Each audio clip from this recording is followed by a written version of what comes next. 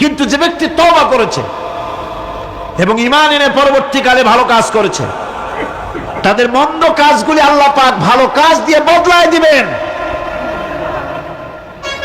এত বড় একটা কথা শুনে সুবহানাল্লাহ মুখ থেকে বেরোলো না? গুনাহগার যত গুনাহ করেছে সে যদি তওবা করে, ওই সব গুনাহ যদি না করে, তার সাইয়্যাতগুলি আল্লাহ পাক হাসানাত দিয়ে বদলায় দিবেন। মানুষেরা চুরি করে, ডাকাতি করে, জেনা ব্যভিচার করে, যা কিছুই করে থানায় ধরা পড়ে। থানায় ধরা পড়লে তারপরে তার বিরুদ্ধে চার্জশিট হলো, এরপরে তার জেল হলো, ছাড়া পেল, আবার অন্যায় করলো, আবার ধরা পড়লো, যতবার জেল হলো ততবার ছাড়া পেল, কিন্তু থানায় দাগী আসামিদের খাতায়, চোরের খাতায়, ডাকাতের খাতায় নামটা তার মোছা হয় না, থানায় নামটা থেকেই যায়। কিন্তু আল্লাহ রাব্বুল আলামিন এমন এক বিচারক, এমন রহমান, এমন রহিম। মানুষ যদি গুনাহ করে, যত বড় গুনাহ করুক, এই গুনার পরে সে যদি অনুশোচনা করে, তওবা পড়ে, গুনাহ থেকে যদি ফিরে থাকে, আর যদি সেই গুনাহ না করে, আল্লাহ পাক বলেন শুধু মাফ করি না, গুনার খাতায় যে নামটা ছিল নামটাও আমি আল্লাহ মুছে ফেলে দেই। এই হচ্ছে রহমান, এই হচ্ছে রহিম, এই হচ্ছে তার অফুরন্ত দয়া, যে দয়ার কোনো শেষ নাই। এক্ষেত্রে আল্লাহ রাব্বুল আলামিন তার দয়া ও ক্ষমার বিশাল ব্যক্তির কথা উল্লেখ করেছেন, যার কোনো সীমা নাই। কোরআনে কারীম বলছে, قل يا عبادي الذين أسرفوا على أنفسهم لا تقنطوا من رحمة الله। হে আমার ওই সব বান্দাগণ যারা নাকি পাপাচার করে অশ্লীলতার মধ্যে নিমজ্জিত হয়ে নিজেদের জীবনকে নষ্ট করেছে, তোমার অনাচার যত কঠিন হোক, যত বেশি হোক, আমার রহমত থেকে নিরাশ হও না। সুবহানাল্লাহ, আমার রহমত থেকে নিরাশ হও না। যত বড় পাপ করে থাকো, আমার রহমত থেকে নিরাশ হও না। ইন্নাল্লাহা ইয়াগফিরুয যুনুবা জামিআ ইন্নাহু হুয়াল গফুরুর রহিম। যদি তওবার মতো তওবা করতে পারো, যদি চোখের পানি দিয়া আল্লাহ পাককে রাজি করাইতে পারো, আল্লাহ পাক বলেন বান্দা যদি তওবা করে, খাঁটি যদি তওবা করে, জীবনে ওই সব গুনাহ যদি আর না করে, আল্লাহ পাক বলেন জিন্দেগীর সকল গুনাহ আমি রব্বুল আলামিন মাফ করে দেব। তিনি গফুর, তিনি রহিম, ক্ষমাশীল এবং দয়াবান। এত দয়া, যে দয়ার কোনো শেষ নাই। আল্লাহ পাকের দয়াকে, তার রহমতকে, তার করুণাকে তিনি 100 ভাগ করেছেন। এই 100 ভাগের 1 ভাগ গোটা পৃথিবীতে তিনি ছড়িয়ে দিয়েছেন, আর 99টা ভাগ কার কাছে? এবার চিন্তা করুন, 100 ভাগের 1 ভাগ দুনিয়ায় ছড়িয়ে দেওয়ার পর তার থেকে আমরা যতটুকুন ভাগে পেয়েছি, এর মহব্বত, স্ত্রীর প্রতি মহব্বত, মেয়ের প্রতি মহব্বত, ছেলের প্রতি মহব্বত, মায়ের প্রতি মহব্বত, পিতার প্রতি মহব্বত, বন্ধুর জন্য মহব্বতে আমরা জানও দিয়ে দিতে পারি, এমন আমাদের ভালোবাসা, এমন আমাদের মহব্বত। কথা ঠিক কিনা? 1টা ভাগ সারা পৃথিবীতে ছড়িয়ে দেওয়ার পর যেটুকুনো পেলাম, সেই ভালোবাসার তীব্রতা যদি এত বেশি হয়, আকর্ষণ যদি এত বেশি হয়, তাহলে এই 99টা মহব্বত, দয়া, রহমানিয়াতের, দয়ার, রাহিমিয়াতের যে গুণগুলি আল্লাহ পাক নিজের কাছে রেখেছেন, সেই মাবুদের দয়া তার বান্দার প্রতি কত বেশি! কি বিরাট মহব্বত! রাসূল করিম সাল্লাল্লাহু আলাইহি ওয়াসাল্লাম বলেছেন, সাহাবীরা, একটি লোক উটের পৃষ্ঠে চড়ে কোথাও যাচ্ছিল, প্রতিমধ্যে বিশ্রাম করল। বিশ্রাম থেকে উঠে দেখে তার উট নাই, সে উটের পৃষ্ঠে তার খাদ্য ছিল, পানীয় ছিল, সব ছিল। এই লোকটা কেমন পেরেশান হয়? সাহাবীরা বললেন, হুজুর, এ তো মারাত্মক পেরেশানি। উটের মরুভূমির জাহাজ, উট হারায় গেছে, তার খাদ্য হারাইছে, পানি গেছে, সব শেষ, তো মরা ছাড়া পথ নাই। দারুণ উৎকণ্ঠিত হবে লোকটা। হুজুর বলেন, এই লোকটি পেরেশান হয়ে আস, এমন সময় দেখতে পেল তার সেই উট তার খাদ্য আর পানীয় নিয়ে তার কাছে ফিরে এসেছে। বলো কেমন খুশি হয়? সাহাবীরা বলেন, হুজুর, এর থেকে এই লোকটির খুশির আর কিছু থাকতে পারে না। নবীজি বলেন, আমার সাহাবীরা শোনো, আল্লাহর কোন বান্দা যখন নাফরমান হয়ে যায়, আল্লাহ থেকে দূরে সরে যায়, আল্লাহ থেকে যখন এরাজ করে যায়, উঠারা ব্যক্তি উঠ পাওয়ার জন্য যেমন অবস্থা হয়ে যায়, আল্লাহ পাক তার বান্দার জন্য তেমন বোধ করেন। উঠারা ব্যক্তি উঠ পেলে পরে যেমন আনন্দিত হয়ে যায়, কোন নাফরমান বান্দা যদি সেজদায় পড়ে কান্দে আর বলে, আল্লাহ গুনাহ করেছি, আমারে মাফ করে দাও, উঠারা ব্যক্তি উঠ পায়া যত খুশি হয়, এর থেকে লক্ষ কোটি কেন বেশি আল্লাহ রাব্বুল আলামিন তার বান্দার প্রতি খুশি হয়ে যান। আল্লাহ রহমান রহিম, কি দয়া,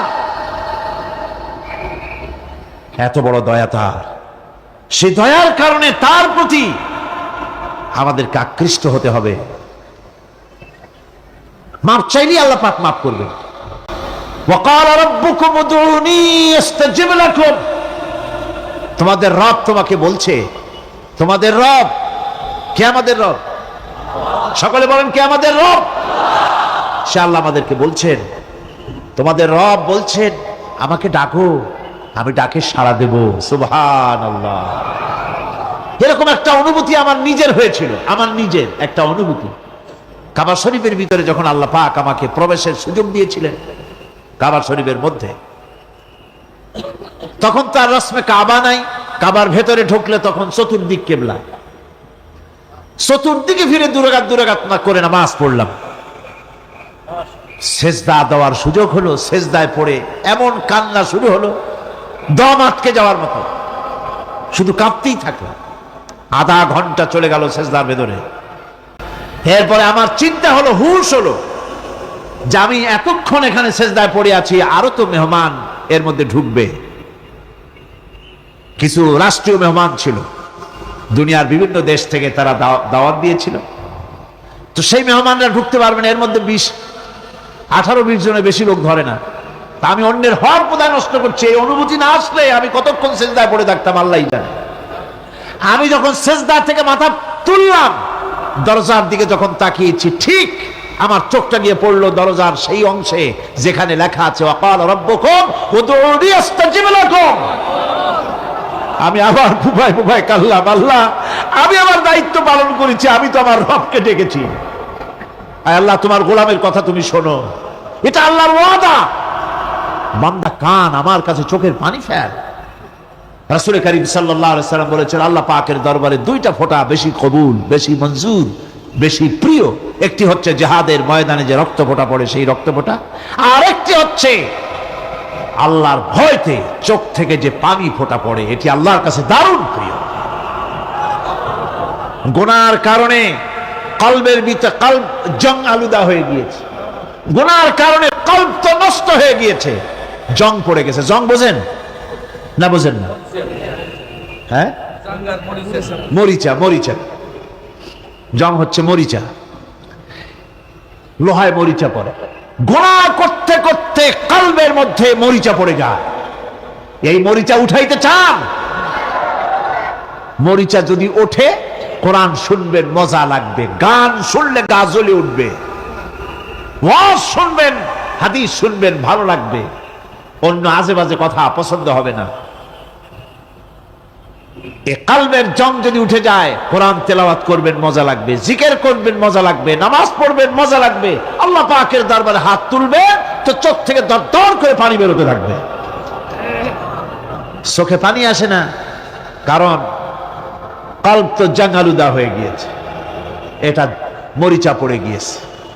আমি জিজ্ঞেস করতে চাই, কলবের এই জং, এই মরিচা কি আপনারা উঠাতে চান? সেই মরিচা যদি তুলতে চান, তাহলে চোখের পানি ছাড়া আর কিছুই নাই। আল্লাহ পাকের জিকির করতে হবে। আল্লাহ পাকের জিকির হচ্ছে জং উঠিয়ে দেওয়ার জন্য সবচাইতে বড় হাতিয়ার। আর চোখের পানিতে এই জংগুলি ধুয়ে মুছে আল্লাহ পাক সাফ করে দিবেন। কাঁদতে শিখুন, আল্লাহ পাকের দরবারে চোখের পানি ফেলতে চেষ্টা করুন। কিয়ামতের দিন আল্লাহ পাক যদি রহিম না হন, বাঁচার কোনো উপায় নাই। বাঁচার উপায় আছে? উপায় নাই। আল্লাহ যদি হিসাবের জন্য ধরেন কিয়ামতের দিন কাউকে, হিসাবের জন্য যদি ধরেন তাহলে জাহান্নাম ছাড়া পথ নাই। এই জন্যে আল্লাহুম্মা হাসিবনি হিসাবান ইয়াসীরা এই দোয়া পড়তে হবে। আমরা যখন বললাম আর রহমানির রহিম, বলেন সবাই আর রহমানির রহিম। আবার প্রশ্ন হয় বান্দা বুঝলাম আরো কোনো কোয়ালিটি, আরো কোনো বৈশিষ্ট্য তার আছে নাকি? আমরা বলি মালিকি ইয়াউমিদ্দিন, তিনি হচ্ছেন বিচার দিনের মালিক, শেষ বিচারের মালিক তিনি। একদিকে এটাকে ব্যালেন্স করা হয়েছে, একদিকে অফুরন্ত রহমত যার কোনো কুল নাই, কিনারা নাই। এখন আদল দরকার, এখন কি দরকার? আদল, ইনসাফ দরকার। আল্লাহ পাক একদিকে অফুরন্ত রহমত আর নিয়ামত দিয়ে পৃথিবীকে ছেড়ে রেখেছেন, অপর দিকে বলেছেন আমি হচ্ছি বিচার দিনের মালিক, সেদিন আমি বিচার করব। সেই বিচারের ভিতরে কোনো পক্ষপাতিত্ব থাকবে না, হবে না। সেখানে তিনি হবেন হাকামুল হাকিমিন, ওইটা হবে সুপ্রিম কোর্টের সুপ্রিম কোর্ট।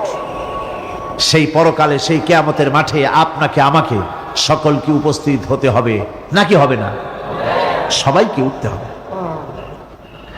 এই দিন শব্দটি কোরআনে কারিমে বহু জায়গায় বলা হয়েছে এবং বিভিন্ন অর্থে ব্যবহার করা হয়েছে।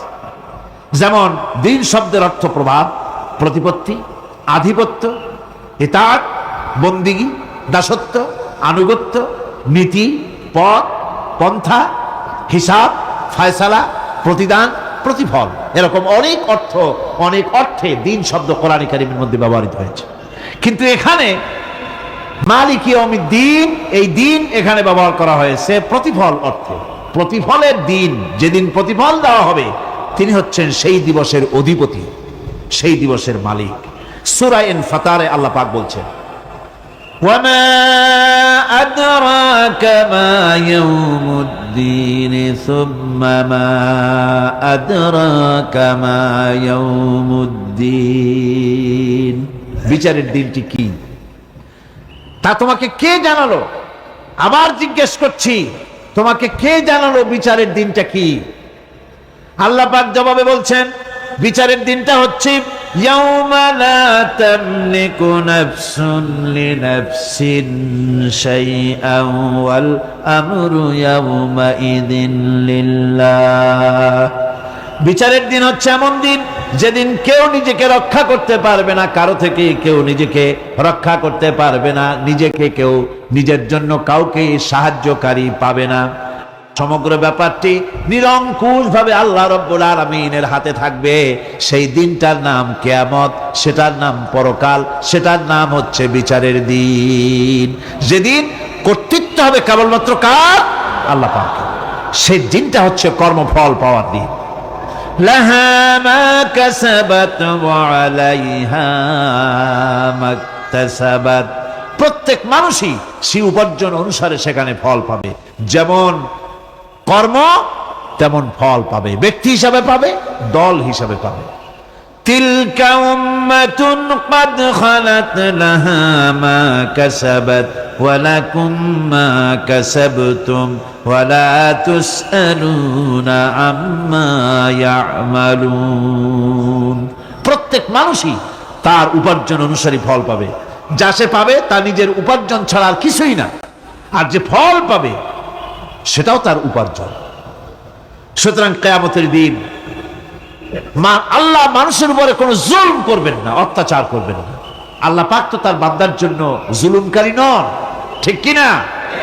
আল্লাহ পাক বলছেন মান আমিলা সালিহান ফালিনাফসিহি ওয়া মান আসাআ ফাআলাইহা ওয়া মা রাব্বুকা বিযাল্লামিন লিল আবিদ। যে ব্যক্তি পুণ্য কাজ করলো সে নিজের কাজে, নিজের স্বার্থেই তা করলো। আমরা যে নামাজ পড়ি এটা কি আল্লাহর স্বার্থ? কথা কন, আল্লাহর স্বার্থ? সারা পৃথিবীর সমস্ত মানুষ যদি আল্লাহরে সেজদা দেয়, আল্লাহর ক্ষমতা আরো কিছু কালের জন্য বাড়বে নাকি? সমস্ত মানুষ যদি আল্লাহকে অস্বীকার করে, বিদ্রোহী ঘোষণা করে, বিদ্রোহ ঘোষণা করে, তাতে কি আল্লাহর ক্ষমতা শেষ হয়ে যাবে? নাউযুবিল্লাহি মিন যালিক। যেমন ছিলেন তেমনই থাকবেন। সুতরাং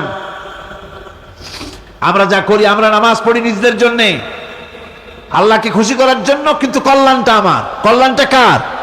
আমার। রোজা, হজ, যাকাত, তেলাওয়াত যা করি সব আল্লাহকে খুশি করার জন্য, কিন্তু স্বার্থ পুরাটাই আমার কল্যাণের জন্যই আমি করি।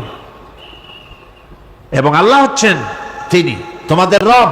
ওমা রব্বুকা বিযাল্লামিল লিল আবিদ। তোমাদের রব হচ্ছেন তিনি যিনি বান্দাদের উপরে কখনো অত্যাচার করেন না, জুলম করেন না, মেহেরবানি দিয়ে যিনি ছেয়ে রাখেন, তিনি হচ্ছেন আল্লাহ পাক। সুতরাং সেই কিয়ামতের মাঠে আল্লাহ পাকের দরবারে আমাদের সকলকেই উঠতে হবে। আল্লাহ পাকের দরবারে আমাদের সামনে, আল্লাহ পাকের সামনে দাঁড়াতে হবে। সেদিন আমাদেরকে কেউ বাঁচাতে পারবে না। সেদিন আল্লাহ পাক এর দরবারে যেন আমরা আসামি না হই, সেজন্য এই পৃথিবীতে কোরআন অনুযায়ী আমাদের জীবন গড়তে হবে, সুন্নাহ অনুযায়ী জীবন গড়তে হবে। তাহলে পরকালে আল্লাহ পাকের কাছে নাজাত পাওয়া যাবে। বড় কঠিন জায়গা, বড়ই কঠিন জায়গা। আপনি ইউরোপে যান, আমেরিকায় যান, যেখানেই যান না কেন, বিদেশে গেলে সেখানে বন্ধু বান্ধব আছে, ফরেন কারেন্সি সংগ্রহ করে যেতে হয়। আর যদি বন্ধু বান্ধব না থাকে তাহলে ফরেন কারেন্সি তো সংগ্রহ করে নিয়ে যাবেনি, সেটা দিয়ে আপনার উপকার হবে। কিন্তু এমন একটা দেশে আমরা যাব, আমাদের সকলকে যেতে হবে। ওই দেশটার নাম কি? পরকাল। ওটার নাম কি? পরকাল। ওই পরকালে আমরা যে উঠবো, সেখানে কোনো আত্মীয় স্বজন মিলবে না। আল ইয়াউমা লা ইয়ানফাউ মালু ওয়ালা বানুন। ধন, সন্তান, সন্ততি, সম্পদ কোনো কাজে লাগবে না কিয়ামতের মাঠে। সেদিন আমাদেরকে উঠতে হবে খালি হাতে। সেখানে উঠতে হবে, কোনো ফরেন কারেন্সি দিয়ে কাজ হবে না, বন্ধু বান্ধব মিলবে না, কারেন্সিও মিলবে না।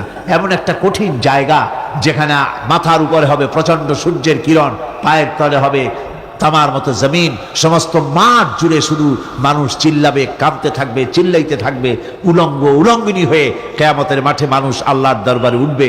হযরত আয়েশা সিদ্দিকা রাদিয়াল্লাহু তাআলা আনহা বলেছেন, হে রাসূল, তাহলে কি মানুষের শরম করবে না? হুজুর বললেন, শরমের অনুভূতিই তো থাকবে না। মানুষ সব আকাশের দিকে, ঊর্ধ্বের দিকে তাকিয়ে থাকবে, ভয়তে অস্থির হয়ে যাবে, কেউ কারো দিকে তাকাবার সময় পাবে না।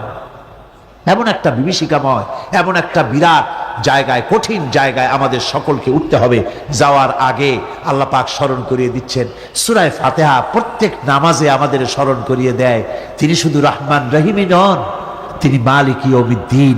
তিনি কিয়ামতের দিন মানুষের বিচার করবেন। সে বিচারের মধ্যে পক্ষপাতিত্ব থাকবে না। সে বিচারটা বড় কঠিন হবে।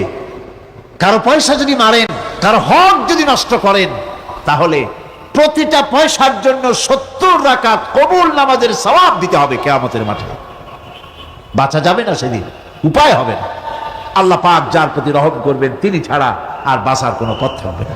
সেই জন্য ওই পরকালের মাঠে কিয়ামতের দিন আল্লাহ পাকের দরবারে আমরা যেন আল্লাহর খাঁটি বান্দা হয়ে উঠতে পারি, এই জীবন যাপনের তৌফিক আল্লাহ পাক যেন আমাদের দান করেন। আমরা সবাই বলি আমিন। সকলে বলেন আমিন। আমি এখন আপনাদের নিয়ে মোনাজাত করব। মোনাজাতের জন্য দাঁড়ানো ভাইরা বসেন এক মুহূর্তে। যত মানুষ দাঁড়ায় আছেন পাশে, মেহেরবানি করে এক মুহূর্তের ভিতরে জায়গায় সব বসে পড়েন আর জোরে সোরে একটু জিকির করেন, লা ইলাহা ইল্লাল্লাহ, লা ইলাহা ইল্লাল্লাহ। আগে দেন নাই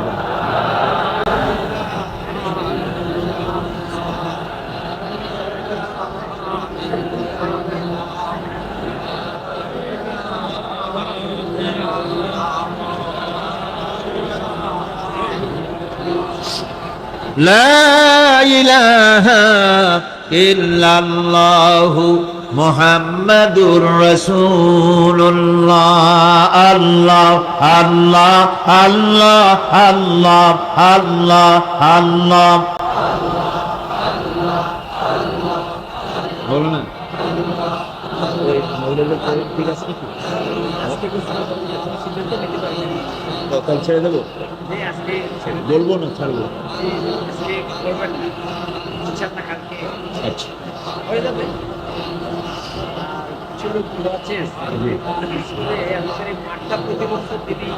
মাঠের কাজ করে উনি খুব অসুস্থ, আসতে পারতেছে না, ওইখান থেকে চট পাচ্ছে। আমার মামা কালকে ইন্তেকাল করেছেন, আমি তাকে দফন করতে যেতে পারিনি। লা ইলাহা ইল্লাল্লাহু মুহাম্মাদুর রাসূলুল্লাহ।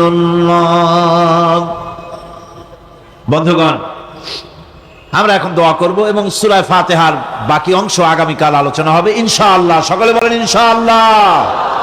আমরা নামাজের মধ্যে এমন একটি সূরা পড়ি অথচ তার অর্থ ব্যাখ্যা আমাদের অনেকেরই জানা নাই। বিরাট নিয়ামত এর ভিতরে রয়েছে। এক কথায় গোটা কোরআন শরীফে যা আছে তার সারাংশ সূরা ফাতিহা। সুবহানাল্লাহ।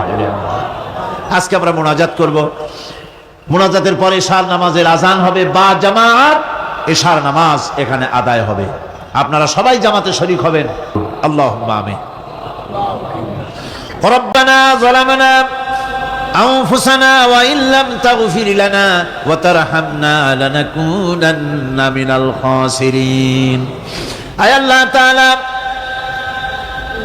লক্ষ লক্ষ মুসলমান নরনারী তাফসীরুল কোরআন মাহফিলের দ্বিতীয় দিবসে তোমার পবিত্র কালামুল্লাহ শরীফের, তোমার পবিত্র কালামের ব্যাখ্যা করে তোমার বান্দাদেরকে সাথে নিয়ে আমরা সব গোলামেরা একত্রিত হয়ে তোমার দরবারে হাত তুলেছি।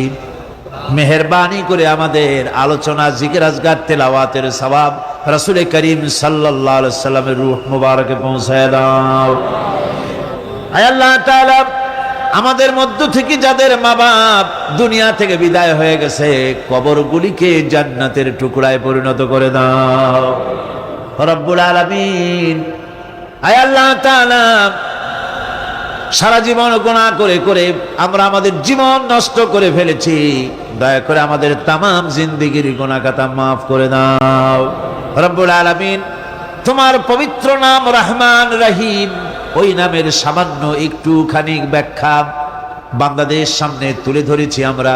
আয় আল্লাহ তাআলা, এই ব্যাখ্যা বোঝার তৌফিক আমাদের দাও। আয় আল্লাহ তাআলা, তোমার রহমান, তোমার নাম রহমান, তোমার নাম রহিম, এই পবিত্র নামের বরকতে আমাদের জিন্দেগির সকল গুনাহ মাফ করে দাও। রব্বানা তাকাব্বাল মিন্না ইন্নাকা আনতাস সামিউল আলিম ওয়া তুব আলাইনা ইন্নাকা আনতাত তাওয়াবুর রহিম। সুবহানা রাব্বিকা রাব্বিল ইজ্জাতি আম্মা ইয়াসিফুন ওয়া সালামুন আলাল মুরসালিন আলহামদুলিল্লাহি রাব্বিল আলামিন। ওয়াজআল আখিরা কালিমাতিনা ইনদাল মাউত লা ইলাহা ইল্লাল্লাহু মুহাম্মাদুর রাসূলুল্লাহ। আসসালামু আলাইকুম ওয়া রাহমাতুল্লাহ।